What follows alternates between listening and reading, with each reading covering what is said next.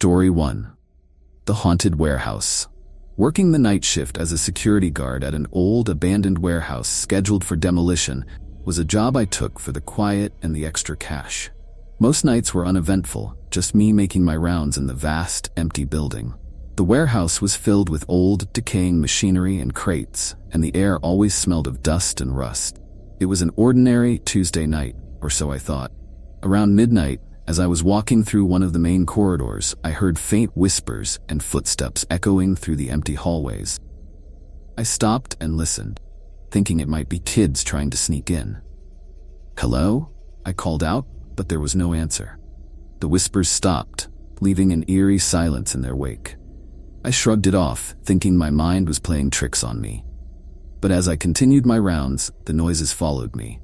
Whispers that seemed to come from just around the corner, footsteps that stopped whenever I did. It was unsettling, but I tried to stay rational. It was an old building after all, and old buildings make noises. By 1 a.m., the noises had grown louder and more persistent. I was starting to get genuinely spooked. I decided to radio my supervisor, Mike, who was monitoring the security cameras from the office. "Hey Mike, you seeing anything unusual on the cameras?" I asked, trying to keep my voice steady. "Nothing here, Tom. Why, what's up?"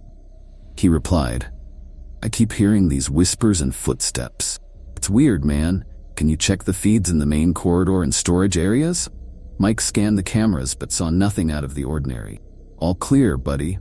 Maybe it's just the wind or something. You know how these old places are," he said, trying to reassure me. I wasn't convinced, but I continued my rounds. As I walked past an old rusted door I had never noticed before, the whispers grew louder. The door creaked open, revealing a small, dimly lit room with nothing but an old broken mirror and a dusty chair. The sight of the mirror sent a chill down my spine. I stepped into the room, my flashlight beam cutting through the dust-filled air.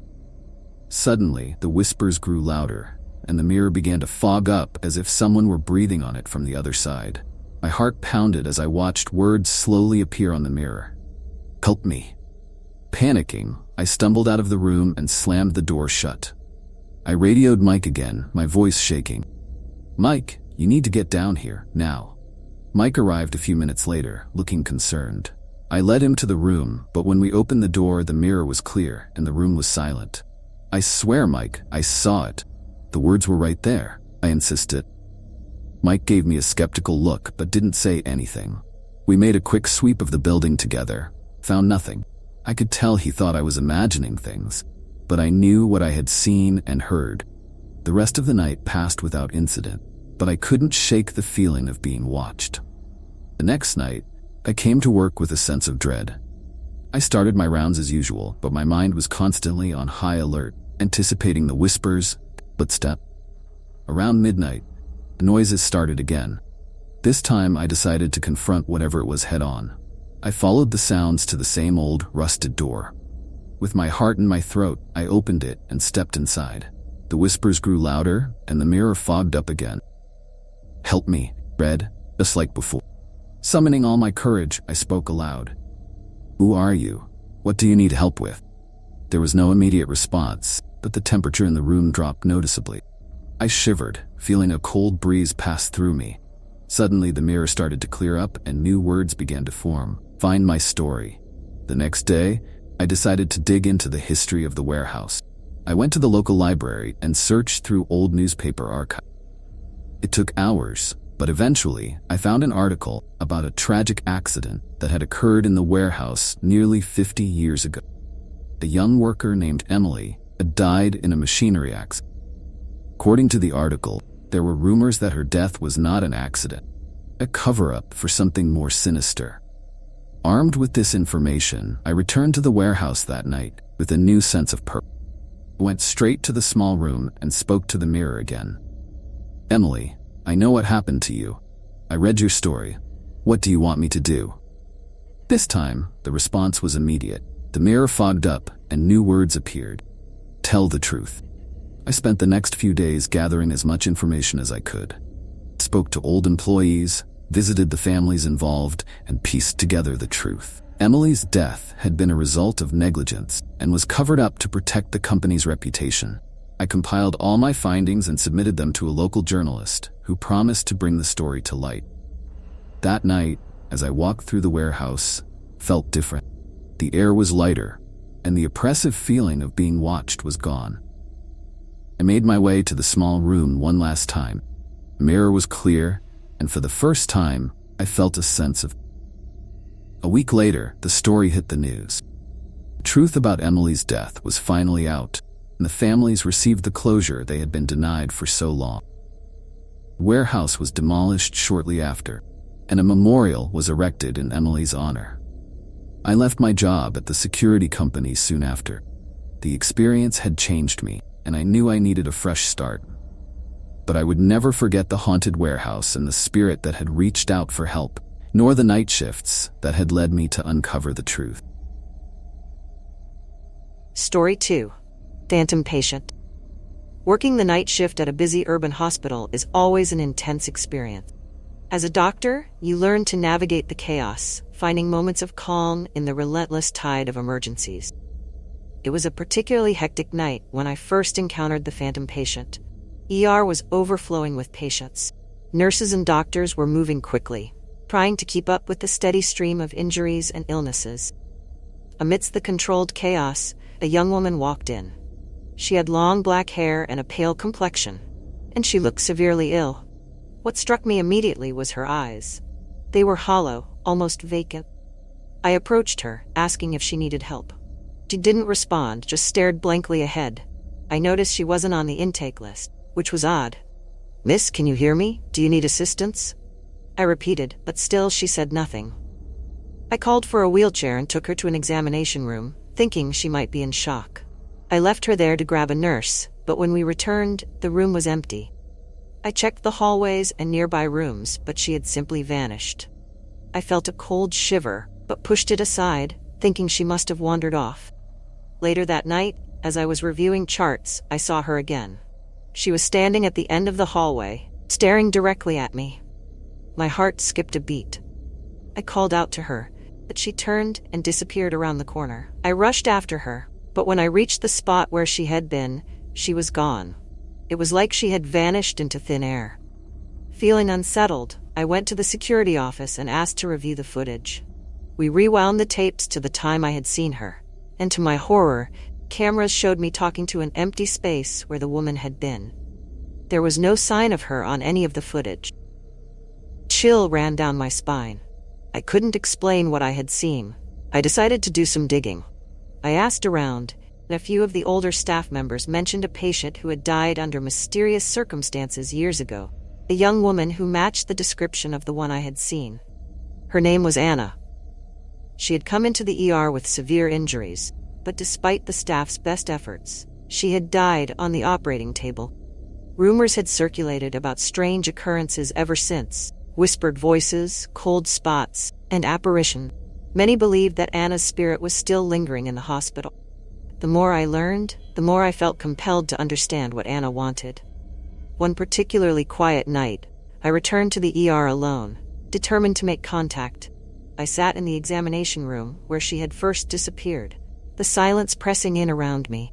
"Anna, if you're here, I want to help you," I said aloud, feeling a bit foolish but desperate for answers. "What do you need?" The temperature in the room dropped suddenly, and I felt a cold breeze brush past me. The lights flickered, and I saw her again, standing in the doorway. Her eyes were filled with a sadness that seemed to reach into my soul. "Anna, please tell me how I can help you," I repeated, my voice trembling. She pointed to a corner of the room where an old dusty file cabinet stood. I walked over and opened the drawer she was indicating. Inside, I found a stack of old patient files. I rifled through them until I came across Anna's file.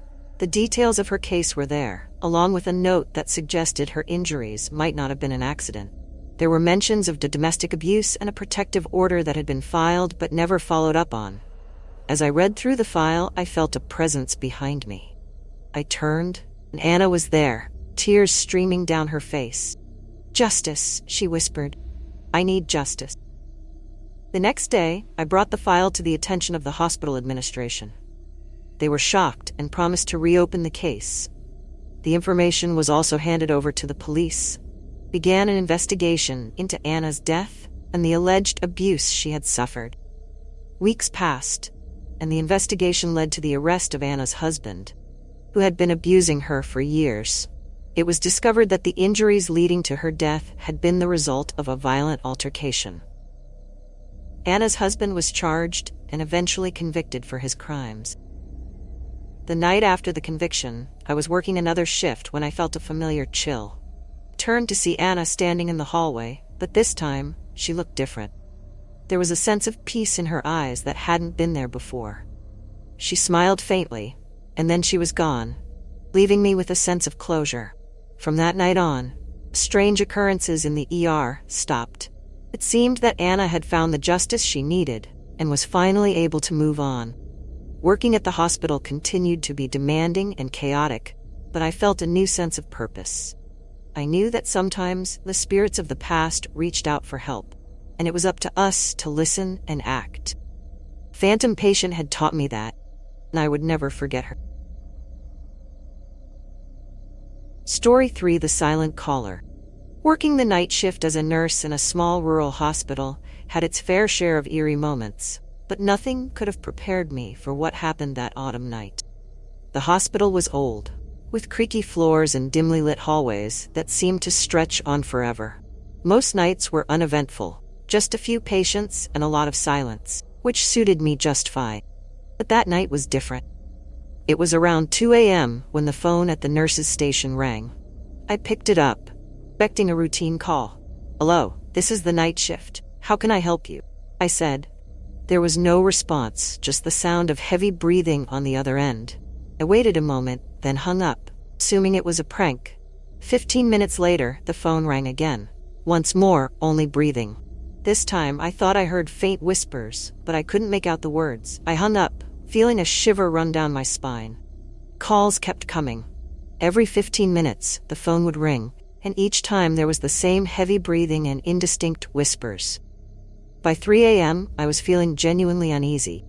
I decided to trace the calls, hoping to put an end to this unsettling situation. I asked the hospital's security team for help, and they managed to pinpoint the location of the calls. To our shock, they were coming from an empty room in the hospital's old, unused wing. That wing had been closed off for years, and no one was supposed to be in there.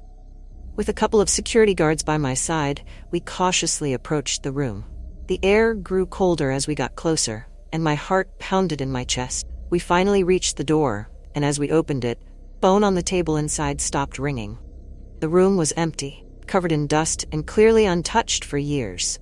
But there it was, the phone, lying off the hook on the floor. One of the guards put the phone back on the hook, and we left the room, a sense of unease lingering in the air. As we walked away, I couldn't shake the feeling that someone or something had been trying to reach out. I kept replaying the calls in my mind, trying to make sense of the whispers I had heard. Back at the nurse's station, I sat in silence, the ringing of the phone still echoing in my ears. I didn't know who or what had been calling, but I knew one thing for sure: I would never forget that night, and the eerie calls that seemed to come from nowhere and everywhere at once.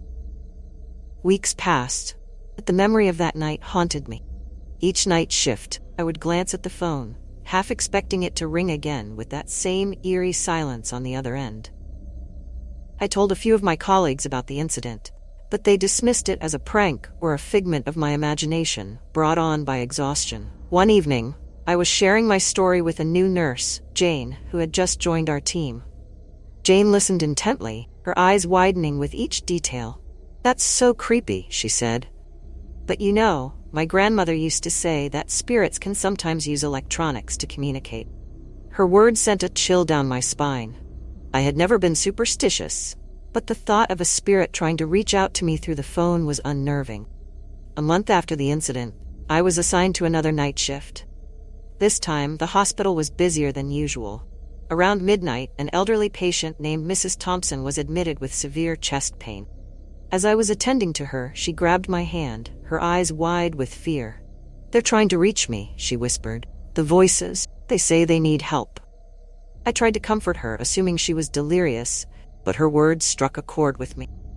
Could there be a connection between her and the mysterious calls?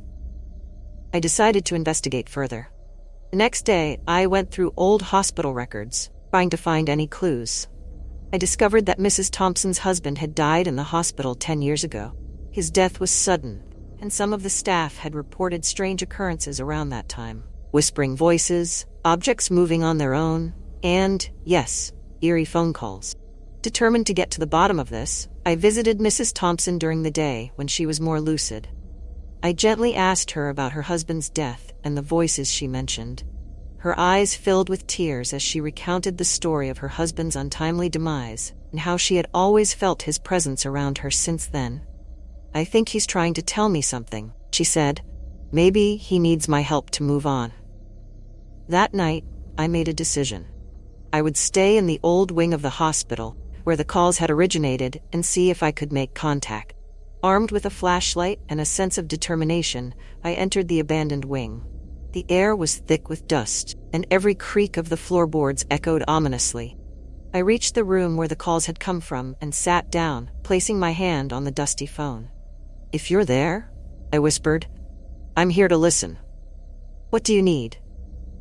The room was silent for what felt like an eternity. Then the temperature dropped, and I heard the faintest whisper, clearer than before. "Help." I shivered but stayed focused. "Mrs. Thompson? Do you need help with Mrs. Thompson?" I asked. The whispers grew more urgent. "Yes, tell her, forgive, let go." I felt a surge of emotion. Mrs. Thompson's husband needed her to forgive herself and let go of the guilt she had been carrying all these years. I thanked the presence, promising to convey the message. The next day I visited Mrs. Thompson again. I gently told her about my experience and the message I had received. Tears streamed down her face as she nodded. "I always blamed myself for his death," she said, "but maybe it's time to let go." That evening, Mrs. Thompson passed away peacefully. I like to believe that she and her husband were finally reunited, their spirits at peace. Calls never came again. The old wing remained silent, and I felt a sense of closure. Working the night shift continued to be a lonely experience, but now I felt a deeper connection to the unseen world around me, knowing that sometimes all it takes to bring peace is a willingness to listen. Months passed, and the story of the silent caller became a whispered legend among the hospital staff. I found myself often thinking about the experience, wondering about the thin veil that separates our world from the next. One stormy night, I was back on the night shift. The hospital was quiet, the usual hum of activity replaced by the sound of rain pounding against the windows. It was around 3 a.m. when I found myself alone at the nurse's station, the dim light casting long shadows across the room. The phone rang, shattering the silence. My heart raced as I picked it up, half expecting to hear the familiar breathing. But this time, it was a child's voice. "Hello?" the voice said, weak and frightened. "Is my mommy there?" I felt a pang of sympathy. "Who's your mommy, sweetheart?" I asked gently, trying to keep my voice calm. "I don't know," the child replied, sounding confused. "She said she would come back, but she never did." Cold shiver ran down my spine. "Where are you, honey? Can you tell me your name?" The line went dead. I stared at the phone, a sense of dread washing over me. Could it be another spirit, another lost soul trying to reach out? I knew I had to find out. I alerted security, and we checked the hospital records, but there were no reports of a missing child. The incident gnawed at me, a puzzle I couldn't solve. I started to feel like the hospital was a bridge between the living and the dead, a place where unresolved stories sought closure. The next few nights were uneventful, but I couldn't shake the feeling that I was being watched. One evening, while I was making my rounds, I heard faint giggles echoing down the empty hallway. I followed the sound, my heart pounding, and it led me to the pediatric ward. I walked through the ward, the rooms dark and silent. As I reached the end of the hall, I saw a small figure standing by a window. It was a little girl, her back to me. She was wearing an old-fashioned nightgown, and her hair was in pigtails. "Hello?" called out softly. She turned to face me, her eyes wide with a mixture of fear and hope. "Are you here to help me find my mommy?" I nodded, feeling a lump in my throat. "Yes, sweetie. I'm here to help. What's your name?" "Lucy," she said, her voice trembling. "I've been waiting for so long." I knelt down to her level, trying to reassure her. "Lucy, And you tell me what happened."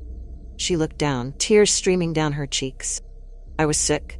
Mommy said she would be right back, but she never came. I don't know where she is." I felt a wave of sadness. "Lucy, I promise we'll find her together." I took her hand and we walked through the ward, retracing steps from the past. As we passed the old nurses' station, I noticed an old photograph on the wall. It was a picture of the hospital staff from decades ago. My eyes were drawn to a woman standing in the back, holding